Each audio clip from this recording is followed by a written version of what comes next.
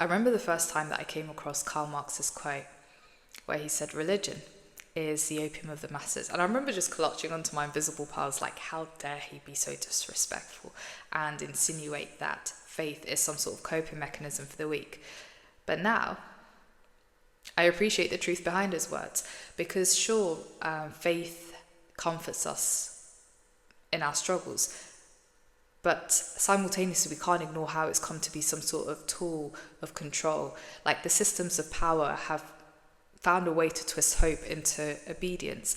And the irony is that faith came as a means of liberation, for pushing for equality amongst the masses, for social reform, all of that good stuff. And today it's been shaped into something else that prevents us from acting in our best interests. Like after Salah, how often do we say رَبَّنَا آتِنَا فِي الدُّنْيَا حَسَنَةً وَفِي الْآخِرَةِ حَسَنَةً وَقِنَا عَذَابَ النَّارِ?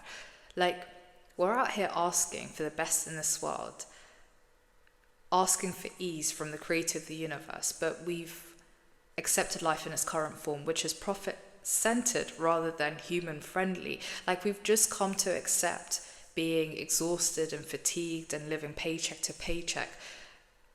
We're out here asking, but we're refusing to tie our camels. We pray for justice while we quietly tolerate the injustice and the inequality built into the system. The Quran tells us in more ways than one to stand for justice, even when it's uncomfortable. يا أيها الذين آمنوا كونوا قوامين بالقسط شهداء لله ولو على أنفسكم أو الوالدين والأقربين إن يكون غنيا أو فقيرا فالله أول بهما فلا تتبعوا الهوى أن تعدلوا وإن تلوا أو تعرضوا فإن الله كان بما تعملون خبيرا.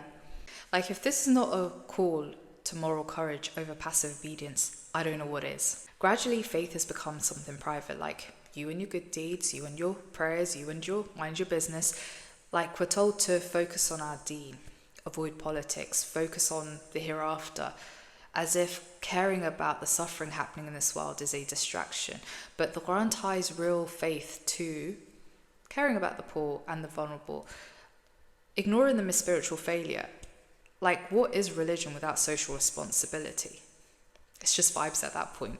And another thing, when it comes to faith, if there's one conversation people do not get tired talking about, it's about dressing correctly and modesty, with huge emphasis on police and women. But when it comes to things like billionaires hoarding wealth, corrupt leaders, systemic injustice, workers being exploited, companies stealing wages, we don't hear none of that, rarely. And it's because justice is uncomfortable, and uncomfortable religion doesn't get sponsored. The more I think about it, the more it feels like capitalism is like the whale from the story of Yunus alayhi salam and the whale. Like, it feels like the deen has been swallowed. The deen lives inside the market. Like, think halal brands and luxury hajj packages and influencer scholars. Like, faith has become content. It's become a product. And voices need sponsors. Masjids need funding. And religion that challenges power struggles to survive, whereas safe religion gets promoted. And so we hear endlessly people talking about personal sins, but rarely do we hear about them talking about how systems are stealing from millions. And it just goes to show that, I don't know, staying silent isn't humility, it just shows that we're being controlled. I could be wrong, but it feels like capitalism itself has become a religion. Like, think about it. In today's society, what do we hold as sacred? It is money, working, hustling. Like, how often do we hear things like, the market decides, or that's just how it is, as if to imply it's God's will. Shopping centres are our temples. The elite, the figures we look up to and praise. Working and spending, daily rituals. Money is like good deeds, resting is a sin. If you're rich, you're winning. If you're poor, you failed. And if you're struggling, then it means you're not working hard enough rather than the system is broken. Capitalism subconsciously tells us that this life is everything. Like, our jobs, our identity, our self-worth is tied to our salary.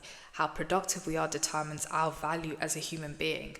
And the sad thing is, when we first meet people, based on the programming that we've been through, the first thing that people ask, or we will ask, is what do you do? It's never who are you or what matters to you, what do you care about, it's what do you do? And a system that ties our self-worth as human beings to how productive we are, it distorts our self-image and our dignity, and it results in our value as a human being then fluctuating with the ups and downs of our income, and meaning that our self-worth as humans is not very secure. Fortunately, Ramadan is around the corner, and I'm beginning to appreciate it for the anti-consumer month that it is. Like, put the biological benefits of fasting to one side for a moment. The act itself is a form of rebellion. Like, for a month we are telling our bodies it's not in charge. We won't be giving into our desires, giving into every craving that we have. We won't be eating when we want. And from that perspective, it is a month of developing our sense of resilience and self-discipline. And it's a very powerful mindset to have, especially in today's world where there's this kind of urgency that's pushed onto us to want more, to crave more. And someone who is self-disciplined is a person who is a lot more harder to manipulate. Malcolm X. Now, before Hajj, he mostly spoke about race. Having been to Hajj, he realized in Mecca there was no hierarchy, there was no superiority, just pure brotherhood. And so when he came back to the States, he now had a new understanding that race wasn't natural, it was something that was built, and he began talking upon capitalism and imperialism and worker exploitation and global injustice. He tried to take the US government to the United Nations for their human rights violations, and he began having international alliances connecting the African American struggle to global struggles, and his fear made him less fearless, more radical, more of a threat to the system, and so they decided to put a full stop to him within that year that he had become more radical in terms of pushing for social reform. And this tells us something. When religion gets people conscious, it becomes a threat to the system. When people are organising, questioning, resisting, they can't be controlled. And in some ways, I guess Marx was right, because when religion is reduced to praying and staying quiet and getting people to accept suffering, then it is a tool of control.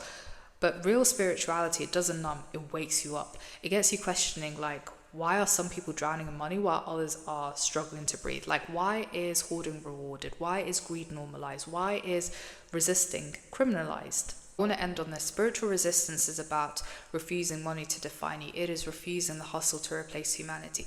It is about praying with awareness, fasting with intention, giving with sincerity, living with integrity, and standing for justice. Like in Islam, justice is worship. And two hadiths which illustrate this is, one, the woman who was hellbound, even though she prayed and she fasted, but she was cruel to a cat. On the flip side, there was a prozzy. She filled up her shoe with water to quench the thirst of a thirsty dog, and she was forgiven. As always, these are my thoughts. Let me know what you guys think in the comments.